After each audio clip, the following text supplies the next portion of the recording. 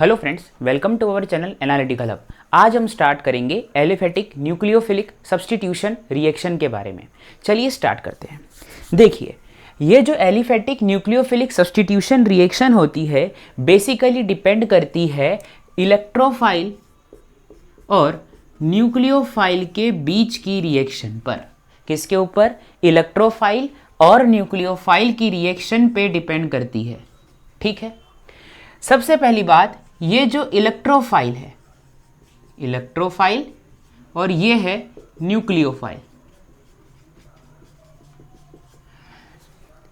Electrophile को हम positively charge species भी कह सकते हैं और न्यूट्रल स्पीशीज भी कह सकते हैं। यानी हम ये कह सकते हैं कि इलेक्ट्रोफाइल दो तरह के होते हैं, एक होता है पॉजिटिव चार्ज और एक होता है न्यूट्रल स्पीशीज।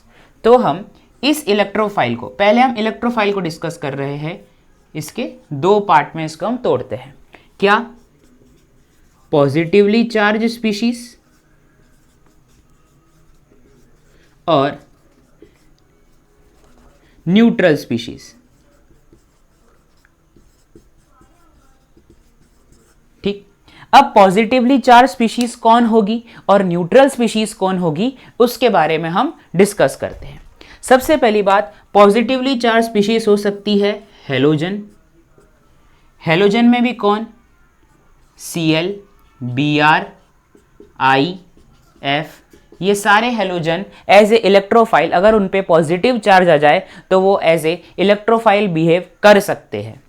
दूसरी बात, दूसरी ऐसी कौन सी स्पीशीज होगी जो इलेक्ट्रोफाइल की तरह बिहेव करेगी, तो वो है NO3+ आयन। NO3+ नहीं, NO2+ आयन, नाइट्रोनियम आयन भी एक तरह का इलेक्ट्रोफाइल है। दूसरी बात, दूसरा एग्जांपल NO+, ये भी एक इलेक्ट्रोफाइल की तरह बिहेव करेगा। लेकिन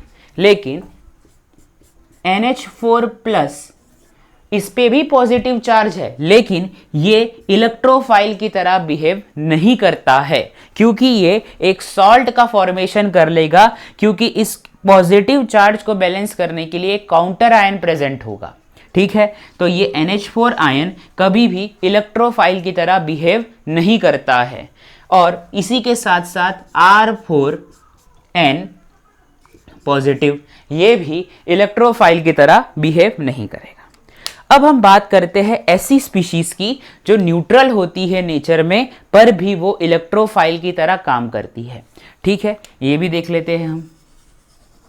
ठीक, देखिए इसका एग्जांपल। अब इसके अंदर कौन आएंगे? तो ऐसी स्पीशीज जिनके पास वैकेंट p ऑर्बिटल हो, species having vacant p orbital. ऐसी कौन सी स्पीशीज है जिनके पास वैकेंट p ऑर्बिटल होता है? तो ये देखिए, ये 2p सीरीज, पीरियोडिक टेबल में जो 2p वाली सीरीज होती है उनमें से होगा, जैसे BCl3, BBr3, BI3। ये बेसिकली एक न्यूट्रल स्पीशीज की तरह बिहेव करेगी और इलेक्ट्रोफिलिक नेचर की होगी। और एक और बात, इलेक्ट्रोफिलिक नेचर का मतलब क्या होता है, इलेक्ट्रोफाइल होते क्या है? ऐसी स्पीशीज जिनके पास इलेक्ट्रॉन की कमी हो उसे हम कहेंगे इलेक्ट्रोफाइल, या ये हम कह सकते हैं कि ऐसी स्पीशीज जो इलेक्ट्रॉन लविंग हो, नेगेटिव चार्ज को अपनी ओर अट्रैक्ट करे, उसे हम कहेंगे इलेक्ट्रोफाइल। ठीक है, दूसरी और कौन सी स्पीशीज हो सकती है जो न्यूट्रल नेचर की हो और इलेक्ट्रोफाइल की तरह बिहेव करे? तो वो है लेविस एसिड। लेविस एसिड्स, जितने भी लेविस एसिड्स होते हैं वो भी इलेक्ट्रोफाइल की तरह काम करते हैं, जैसे FeCl3, FeBr3, AlCl3 एक्सेट्रा। ये भी इलेक्ट्रोफाइल की तरह काम करते हैं। और कौन है जो इलेक्ट्रोफाइल की तरह काम कर सकता है? तो देखिए, अब ये है, इनको हम क्लासिफाई करेंगे sigma star bonding molecular orbital के according. Sigma star bonding molecular orbital के अकॉर्डिंग हम इसे इनके एग्जाम्पल को देखेंगे, जैसे कि X2 यानी Br2 I2 Cl2 F2। और कौन हो सकता है? एजाइड बोल रहा हूं, एजो ग्रुप हो सकता है। और कौन हो सकता है इसके अंदर? ये हो सकता है ओटीएस टॉसाइल ग्रुप भी एक तरह का इलेक्ट्रोफाइल की तरह काम करता है, ये भी नोट करेंगे। और हो सकता है ICl, IBr एक्सेट्रा। ऐसे काफी सारे एग्जाम्पल है जो न्यूट्रल है लेकिन इलेक्ट्रोफिलिक नेचर के होते हैं। अब हमने इस इलेक्ट्रोफाइल को स्टडी कर लिया, अब हम न्यूक्लियोफाइल की ओर चलेंगे। पहले इसे नोट कर लीजिए, फिर हम न्यूक्लियोफाइल की ओर चलते हैं। चलिए ठीक है।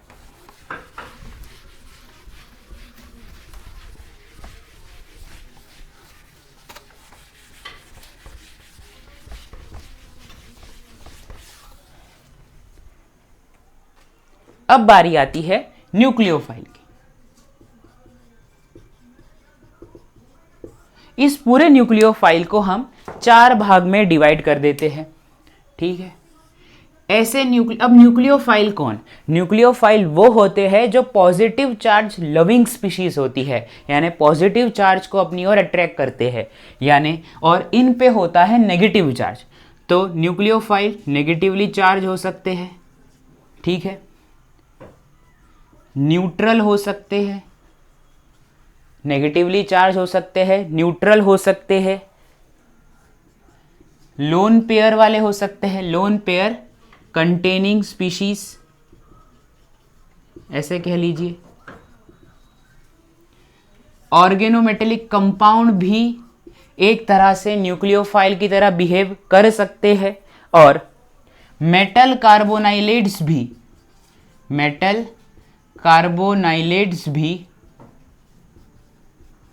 भी किस तरह से बिहेव कर सकते हैं? न्यूक्लियोफाइल की तरह बिहेव कर सकते हैं। और पाई बॉन्डेड कॉम्प्लेक्स भी एक तरह से न्यूक्लियोफाइल की तरह काम कर सकते हैं। अब हम सबसे पहले बात करते हैं नेगेटिवली चार्ज स्पीशीज की। तो नेगेटिव चार्ज स्पीशीज के कौन एग्जाम्पल होंगे? एक minute, Cl minus, OH minus, I minus, ठीक है। और एग्जाम्पल इसके हो सकते हैं SH minus, OR minus etcetera. ये सारे एग्जाम्पल है नेगेटिवली चार्ज न्यूक्लियोफाइल के। अब बात करते हैं न्यूट्रल कौन होंगे। न्यूट्रल हो सकता है H2O, H2S, NH3, ठीक है। ये भी इसमें पार्टिसिपेट कर सकते हैं और पार्टिसिपेट कर सकते हैं। आप इसे न्यूट्रल और लोन पेयर वाले को एक ही में भी रख सकते हैं, यानी न्यूट्रल और लोन पेयर वाले एक ही है, क्योंकि इन पे भी लोन पेयर तो होगे ही, इसके कारण मैंने उसको अलग अलग क्लासीफाई ना करते हुए एक ही में क्लासीफाई कर लीजिए। तो H2O हो सकता है, H2S हो सकता है, OMe हो सकते हैं, ठीक है, ये हो सकता है, मेरे MEOH हो सकता है एक्सेट्रा। ये सारे जितने भी है ये न्यूट्रल और लोन पेयर कंटेनिंग स्पीशीज है और न्यूक्लियोफिलिक नेचर के है। ऑर्गेनोमेटेलिक कंपाउंड जैसे ग्रिग्नार्ड रिएजेंट भी न्यूक्लियोफाइल की तरह काम करेगा, गिलमान रिएजेंट भी न्यूक्लियोफाइल की तरह काम कर सकता है, अल्काइल लिथियम भी न्यूक्लियोफाइल की तरह काम कर सकता है, R2ZN भी न्यूक्लियोफाइल की तरह काम कर सकता है, और R2CD भी न्यूक्लियोफाइल की तरह काम कर सकता है। और मेटल कार्बोनाइलेट्स कौन होंगे? जैसे FeCO4 माइनस, FeCO4 माइनस भी न्यूक्लियोफाइल की तरह काम करेंगे, MnCO4 भी न्यूक्लियोफाइल की तरह काम कर सकते हैं। पाई बॉन्डेड कॉम्प्लेक्स की बात कर लेते हैं। पाई बॉन्डेड कॉम्प्लेक्स में न्यूक्लियोफाइल की तरह काम करेगा कौन? बेंजीन रिंग, ये काम कर सकते हैं। अल्कीन काम कर सकती है पाई बॉन्डेड कॉम्प्लेक्स में न्यूक्लियोफिलिक नेचर की। अल्काइन भी हो सकती है, विनाइल ग्रुप भी हो सकता है, ठीक है। और कौन हो सकता है इसके अलावा? हम N ट्रिपल बॉन्ड N भी हो सकता है, यानी N2, ये भी इसमें हो सकती है। NH2 भी हो सकती है, ठीक है। और NHR भी हम कह सकते हैं कि ये पाई बॉन्डेड कॉम्प्लेक्स के अंदर आते हैं और न्यूक्लियोफिलिक नेचर के होते हैं। ये आप नोट कर लीजिए। यानी हम लोगों ने इलेक्ट्रोफाइल और न्यूक्लियोफाइल को क्लासीफाई कर लिया। अब हम इसके मैकेनिज्म की ओर चलेंगे, और मैकेनिज्म की ओर जाने से पहले सबसे पहले हम इसके टाइप्स को भी स्टडी करेंगे। चलिए इसे नोट कर लीजिए, ठीक है।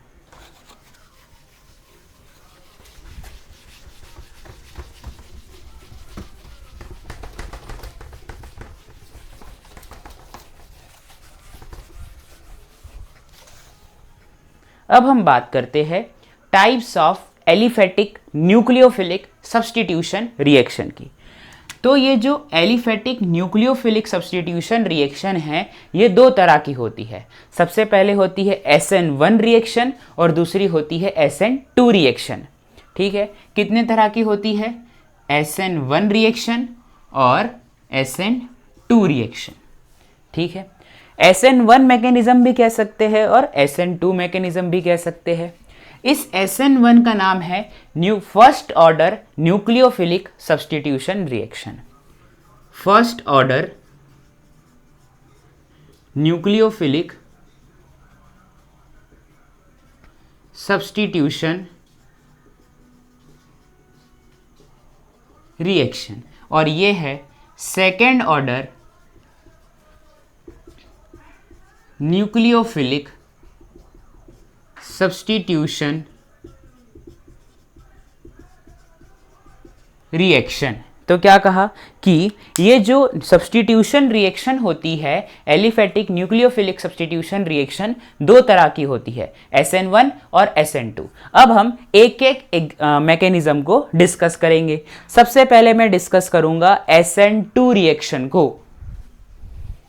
आज हम सिर्फ SN2 रिएक्शन को डिस्कस करेंगे और इसके बारे में पढ़ेंगे।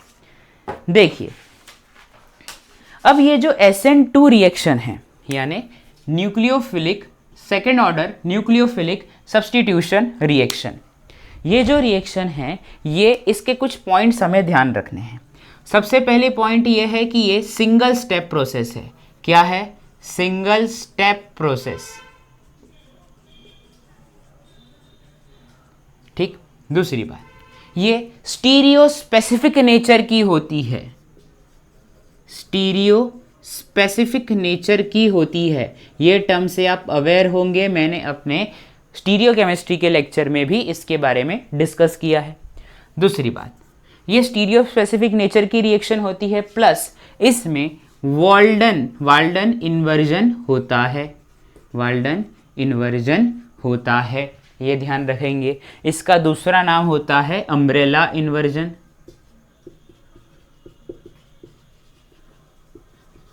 इसे नोट कर लीजिए, ठीक है। दूसरी बात, जो न्यूक्लियोफाइल होता है, हमने बहुत सारे एग्जाम्पल देखे अभी न्यूक्लियोफाइल के। जो न्यूक्लियोफाइल होता है वो अटैक करता है from back side of leaving group. Back side of leaving group, ठीक है। अब ये लिविंग ग्रुप क्या होते हैं, ये भी हम देख लेंगे, ठीक है। लिविंग ग्रुप और उससे रिलेटेड हम एग्जाम्पल को हम डिस्कस कर लेते हैं। देखिए, लिविंग ग्रुप वो होते हैं जो न्यूक्लियोफाइल के अटैक करने पर निकल जाते हैं, ऐसे हम इजीली समझ सकते हैं। और लिविंग ग्रुप को मैंने एक्सीलेंट, गुड, पुअर और वेरी पुअर में क्लासीफाई कर दिया है, ठीक है। देखिए किस तरह से, पहले हम लिविंग ग्रुप को समझ लेते हैं, फिर हम इसकी मैकेनिज्म की ओर चलेंगे। देखिए, लिविंग ग्रुप जो होते हैं उसको मैंने क्लासीफाई किया है एक्सीलेंट लिविंग ग्रुप, यानी जो बहुत आसानी से रिमूव हो जाते हैं, वो है I-, TSO-, MSO-। अब ये MS क्या है? Missile group. मिसाइलेशन, टोसाइलेशन, ब्रोसाइलेशन जो हम करते हैं उनमें से ये है मिसाइल ग्रुप। फिर बात करते हैं एक्सीलेंट लिविंग ग्रुप तो हो चुका है, अब बारी आती है गुड लिविंग ग्रुप की। ये भी होते हैं लिविंग ग्रुप, लेकिन इनकी जो लिविंग ग्रुप की लीव करने की जो टेंडेंसी होती है इनसे कम होती है। तो इसके अंदर आते हैं Br माइनस, H2O माइनस। फिर बारी आती है ओके लिविंग ग्रुप कह सकते हैं, या गुड लिविंग, या ओके लिविंग ग्रुप कह लीजिए, ओके लिविंग ग्रुप। इसके अंदर आएंगे Cl माइनस और ACO माइनस, ये भी एक तरह का लिविंग ग्रुप है। और पुअर लिविंग ग्रुप जो बहुत ही रेयर कंडीशन में जाते हैं वो आएगा यहाँ पे, जो बहुत ही पुअर कंडीशन में रिमूव होते हैं वो है OH माइनस, OR माइनस, ये बहुत ही पुअर कंडीशन में रिमूव होते हैं। नेक्स्ट इसके साथ NH2 एक्सेट्रा। ये है लिविंग ग्रुप का चार्ट, ठीक है। तो हमने लिविंग ग्रुप को भी समझ लिया, अब हम SN2 के मैकेनिज्म को समझते हैं। इससे रिलेटेड हम एग्जाम्पल भी करेंगे, ठीक है। अब बात करते हैं हम मैकेनिज्म ऑफ SN2 रिएक्शन। देखिए इस मैकेनिज्म के दौरान कार्बोकैटायन बनता है। देखिए मैंने क्या कहा, अब हम पढ़ रहे हैं मैकेनिज्म ऑफ SN2। देखिए कार्बन से ये ग्रुप जुड़े हुए हैं, ये है लिविंग ग्रुप। यहां पे कोई भी 3 डिफरेंट ग्रुप आप अपने मर्जी से सोच सकते हैं, या कोई भी ग्रुप यहां सोच लीजिए, और ये एक लिविंग ग्रुप है, गुड लिविंग ग्रुप या एक्सीलेंट लिविंग ग्रुप है। जब मैं इस स्पीशीज की रिएक्शन न्यूक्लियोफाइल से करवाऊंगा, किसके साथ करवाऊंगा, न्यूक्लियोफाइल के साथ करवाऊंगा, तब ये न्यूक्लियोफाइल अटैक करेगा लिविंग ग्रुप के बैक साइड से, लिविंग ग्रुप के बैक साइड से।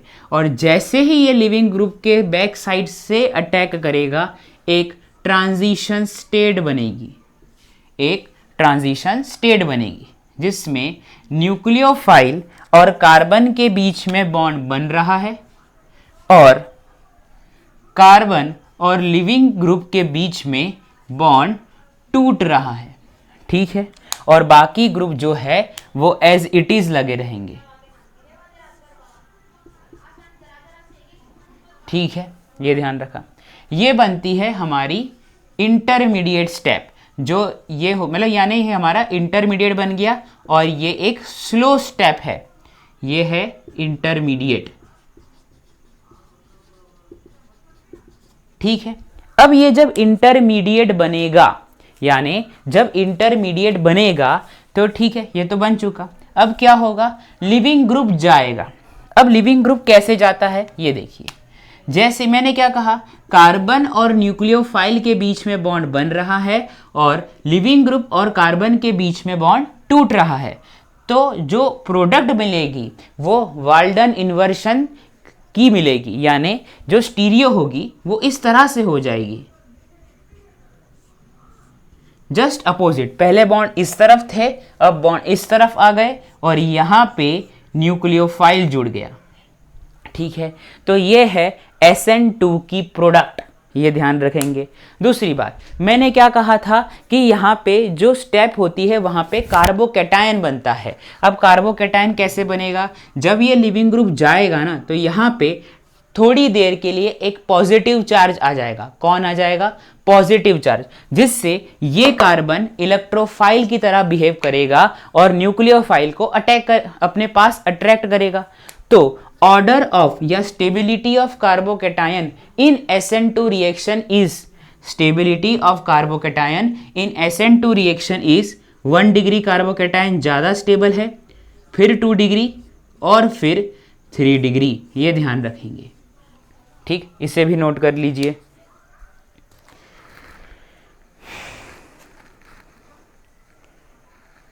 चलिए अब हम यहाँ पे एक और एग्जाम्पल लेके देखते हैं, इस मैकेनिज्म को हम समझेंगे कि ये मैकेनिज्म में और हम क्या कर सकते हैं।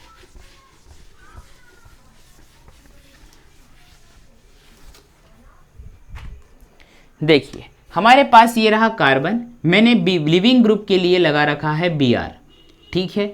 यहाँ पे इथाइल ग्रुप है, मिथाइल ग्रुप है और हाइड्रोजन ये मैंने लगा रखी है और मैं न्यूक्लियोफाइल ले रहा हूं OH माइनस को। अब क्या होगा कि ये जो न्यूक्लियोफाइल है ये अटैक करेगा back side of leaving group से। देखिए इस तरह से इसने अटैक किया, जैसे ही इसने अटैक किया ये Br बाहर चला जाएगा। जैसे ही ये Br बाहर गया, अब हमें पता है कि ट्रांजिशन स्टेट कैसे बनेगी, तो अब हम डायरेक्ट प्रोडक्ट बनाएंगे। देखिए और इन्वर्जन हो जाएगा ET मिथाइल OH, ये देख लीजिए, ठीक है, इसे भी आप नोट कर सकते हैं। और क्या एलिमिनेट हो गया, Br माइनस एलिमिनेट हो चुका है, ठीक है। तो इस तरह से हम इसको मतलब इस तरह से हम ये मैकेनिज्म को स्टडी करते हैं। अब दूसरी बात आती है कि क्यों न्यूक्लियोफाइल ने लिविंग ग्रुप के बैक साइड से ही क्यों अटैक किया, सामने से क्यों नहीं अटैक किया।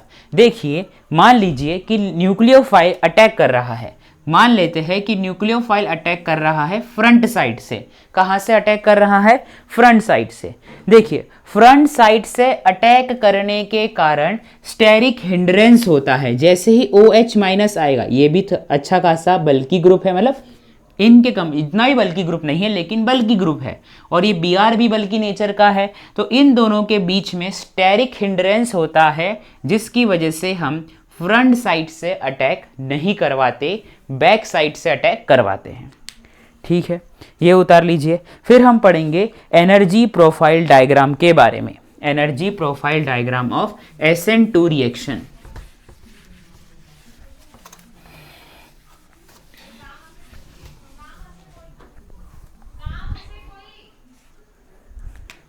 देखिए ये रहा एनर्जी प्रोफाइल डायग्राम। यहां पे आप लिखेंगे एनर्जी और यहां आप लिखेंगे रिएक्शन कोऑर्डिनेट, ठीक है। अब देखिए होता क्या है, इनिशियल कंडीशन में सबसे पहले OH माइनस होता है और अल्काइल हैलाइड ही लिया था हम लोगों ने, तो मैं अल्काइल हैलाइड यहां पे ले लेता हूं CH3Cl को। तो ये न्यूक्लियोफाइल है और ये इलेक्ट्रोफाइल है। अब ये दोनों आपस में रिएक्शन करेंगे। जैसे ही रिएक्शन होती है तो इंटरमीडिएट का फॉर्मेशन होता है। किसका फॉर्मेशन होता है, इंटरमीडिएट का। इस तरह से इंटरमीडिएट का फॉर्मेशन होता है। जैसे ही इंटरमीडिएट का फॉर्मेशन होता है, जैसे ही इंटरमीडिएट का फॉर्मेशन होता है, उसके बाद प्रोडक्ट बनती है, उसके बाद हमारी प्रोडक्ट बन जाएगी। और प्रोडक्ट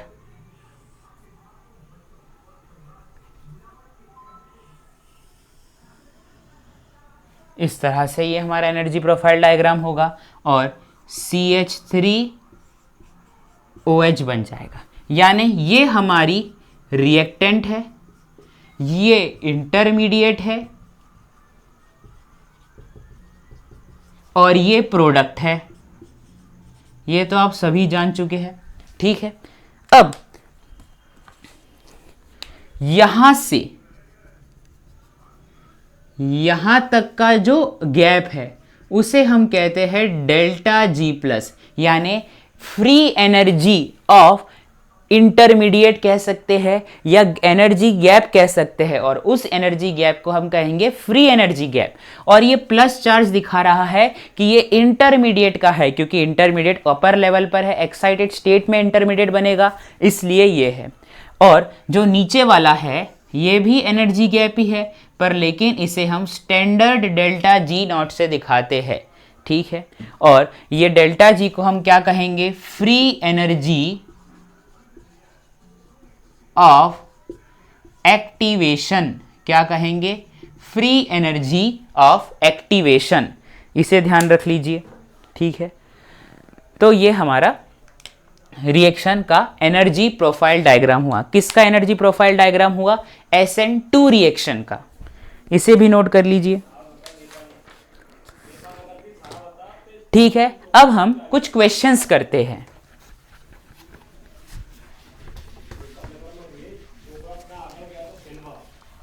अब हम देखते हैं किस तरह के क्वेश्चंस इसमें हम कर सकते हैं। सबसे पहला क्वेश्चन है, मैंने लिख रखे हैं कुछ क्वेश्चंस अपनी कॉपी में, वो देख लेते हैं। सबसे पहला क्वेश्चन है ये दिया हुआ है, एक साइक्लोपेंटेन रिंग दी हुई है और HBr लिखा हुआ है, और इसकी रिएक्शन हमें एक न्यूक्लियोफाइल से करवानी है और वो न्यूक्लियोफाइल दिया है OH-। तो बताइए प्रोडक्ट क्या बनेगी। तो देखिए Br नीचे की ओर है, Br अभी नीचे की ओर है, यानी हम कह सकते हैं कि जो स्टीरियो केमिस्ट्री है Br की वो नीचे है, डाउन है। तो अब जो OH- आएगा जस्ट अपोजिट आएगा Br के, यानी ये अटैक करेगा अप पोजीशन से, यानी इस तरह से OH और H और Br- एलिमिनेट हो जाएगा। समझ ही गए होगा ऐसा क्यों हुआ, क्योंकि nucleophile back side of leaving group से अटैक करता है। ठीक है, अब ये देख लीजिए, ये पहला क्वेश्चन था। दूसरा क्वेश्चन देखिए, CH3 HCl और है HBr, ये दिया है। अब बताइए कि सबसे अच्छा लिविंग ग्रुप कौन है। Bromine minus, excellent leaving group. सबसे पहले अगर मैं लिमिटेड कंसंट्रेशन रखूं न्यूक्लियोफाइल की, क्या रखूं, लिमिटेड कंसंट्रेशन रखूं न्यूक्लियोफाइल की, तो वो लिविंग ग्रुप सबसे पहले जाएगा जो एक्सीलेंट हो। Br सबसे एक्सीलेंट में था, तो ये देखिए ये अटैक करेगा Br के अपोजिट पोजीशन से, अपोजिट डायरेक्शन से, और हमारा प्रोडक्ट बन जाएगा कुछ इस तरह।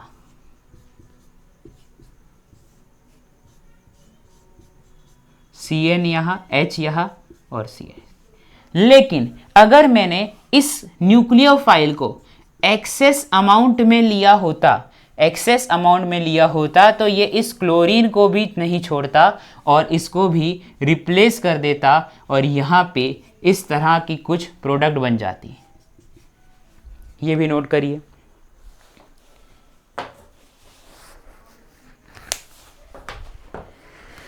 ठीक, अच्छा, और भी क्वेश्चन है, देखते हैं।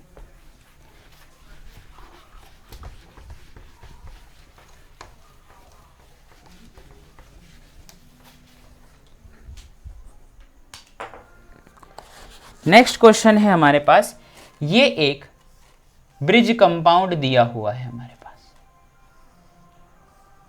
और यहां पे एक लिविंग ग्रुप लगा हुआ है, यहां पे लिविंग ग्रुप लगा हुआ है। ठीक है, ये जो लिविंग ग्रुप है, जो वो जिस कार्बन से लगा हुआ है वो ये कार्बन है, और ये कार्बन 3 डिग्री कार्बन है। कौन सा डिग्री कार्बन है, टर्शरी कार्बन है, और ये टर्शरी कार्बन होने के कारण ये न्यूक्लियोफिलिक रिसब्स्टिट्यूशन रिएक्शन नहीं देगा। क्यों नहीं देगा, क्योंकि मैंने प्रायोरिटी ऑर्डर बताया था कि 1 डिग्री कार्बोकैटायन SN2 रिएक्शन में ज़्यादा स्टेबल होता है, 2 डिग्री और फिर 3 डिग्री, इसलिए ये नो रिएक्शन के अंदर आएगा।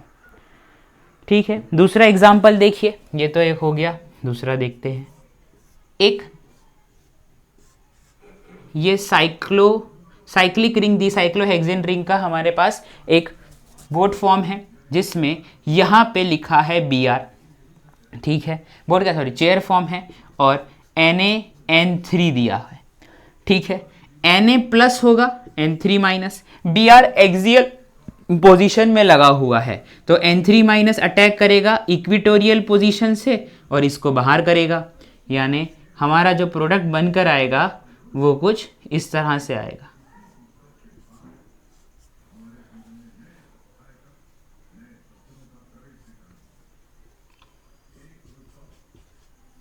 नोट करिए इसे।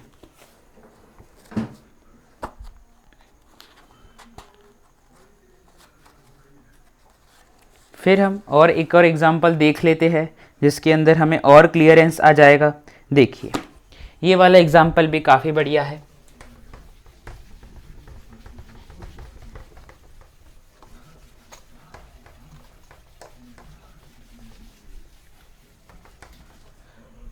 देखिए ये दो एग्जाम्पल मैं आपके सामने लिख रहा हूं।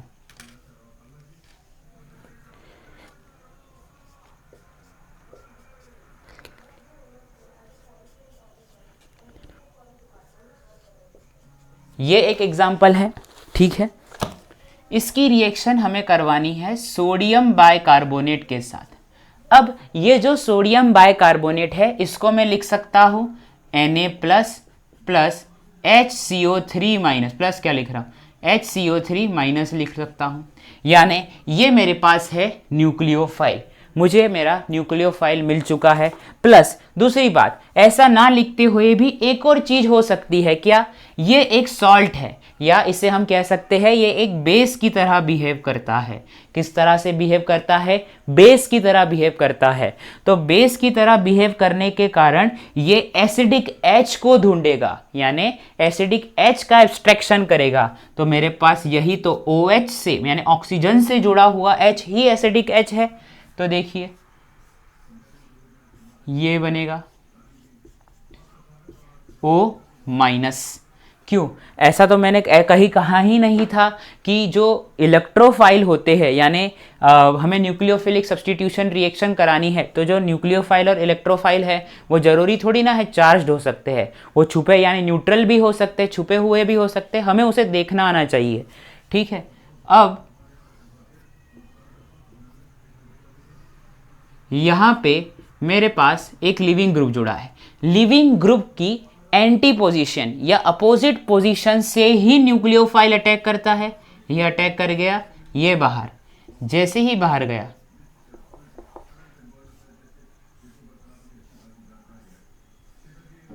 इस तरह से बनेगा, ठीक है।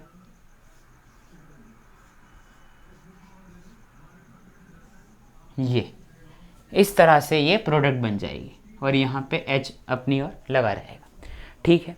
अब दूसरी बात, अगर यही मैं रिएक्शन करता हूँ, यही मैं सब कुछ यही रखता हूँ, सिर्फ लिविंग ग्रुप की पोजीशन चेंज कर देता हूँ, लिविंग ग्रुप की पोजीशन मैंने अब चेंज कर दी, तो लिविंग ग्रुप की पोजीशन चेंज करने पर क्या होगा कि ये जो O माइनस है इसके एंटी में होना चाहिए था, यानी अपोजिट में होना चाहिए था, यहाँ होता तो अटैक करता, लेकिन ये अटैक करेगा ही नहीं। क्यों नहीं अटैक करेगा? क्योंकि यहाँ पे ये हो रहा है स्टेरिक हिंड्रेंस, एक बात। दूसरी बात, SN2 रिएक्शन होती कैसे है? Opposite side of leaving group से, तो जो बिल्कुल पॉसिबल नहीं है, यानी नो रिएक्शन।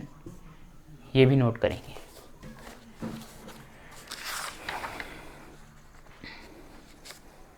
ठीक, ये आपको समझ आ गया होगा। अभी और भी एक दो एग्जाम्पल हम करेंगे जिससे और क्लियरेंस आएगा हमें। इसे तो आपने नोट कर लिया होगा।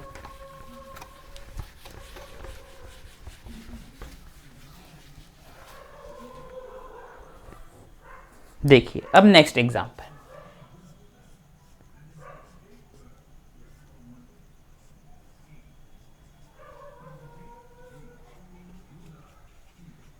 देखिए सोडियम हाइड्राइड दिया हुआ है और हमें पता है कि मेटल के हाइड्राइड, ऑक्साइड, कार्बोनेट, ऑक्सीलेट सब और सब बेसिक नेचर के होते हैं। तो ये बेसिक नेचर का है, यानी ये एसिडिक H ढूंढेगा और एसिडिक H को ढूंढेगा यानी एब्स्ट्रैक्ट करेगा। यही है वो एसिडिक H, वो ऑक्सीजन से जुड़ी हुई, ये बन गई एसिडिक H। ये H निकाल लिया इसने Na, ये हाइड्राइड ने इसे यहाँ से। फिर ये जो O माइनस है, अब ये मेरे पास न्यूक्लियोफाइल है, ये कार्बन है, उससे लिविंग ग्रुप जुड़ा है, अटैक किया, निकल गया बाहर, बन गई एक प्रोडक्ट, उतारिए इसे, ठीक।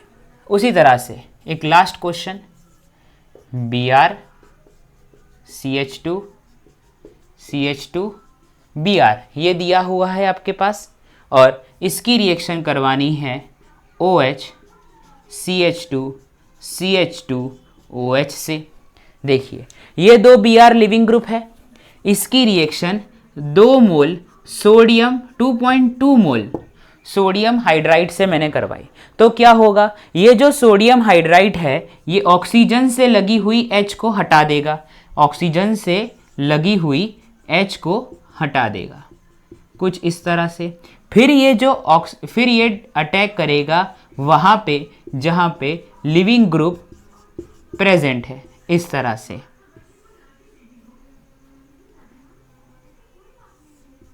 और ये दोनों लिविंग ग्रुप बाहर निकल जाएंगे, यानी ऑक्सीजन, अब देखो कितने मेंबर की रिंग बन रही है, 1 2 3 4 5 6, यानी 6 मेंबर रिंग बन रही है जिसके अंदर 2 ऑक्सीजन प्रेजेंट है। ये आपकी प्रोडक्ट हो, नोट करिए इससे।